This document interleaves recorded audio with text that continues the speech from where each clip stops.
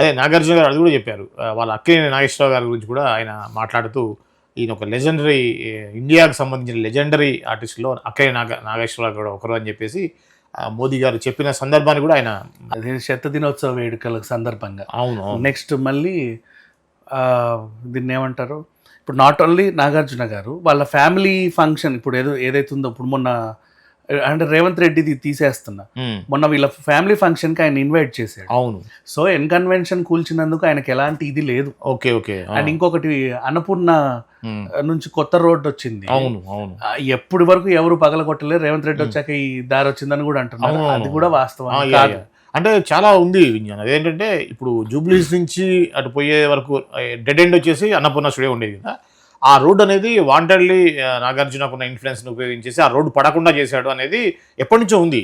ఎప్పుడైతే ఈ కాంగ్రెస్ గవర్నమెంట్ వచ్చిన తర్వాతనే పడిందా, అంతకుముందు పడిందా? అది ప్రభుత్వం కొంచెం ముందే వచ్చింది, ముందే వచ్చినట్టుంది. అది అప్పుడు డెడ్ ఎండ్ కింద కొండ అండి, కొండను తీయటం అనేది కష్టం కాబట్టి అది కృష్ణానగర్ వైపు పైగా ల్యాండ్ అయింది, ఆయనకు సంబంధించింది, అది ప్రైవేట్ రోడ్డు. అవును. ఇప్పుడు పబ్లిక్ రోడ్ అయింది. మరి అవును, యాక్చువల్ చెప్పంటే అది ఆయన వాళ్ళ ప్రైవేట్ రోడ్డు. కొంతమందికి ప్రైవేట్ రోడ్స్ ఉంటాయి. అవును.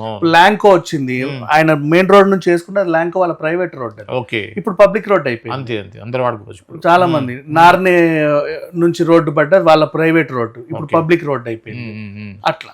Okay okay okay. అంతేగాని రాజకీయ అట్లాంటిది ఏమి ఉండదు.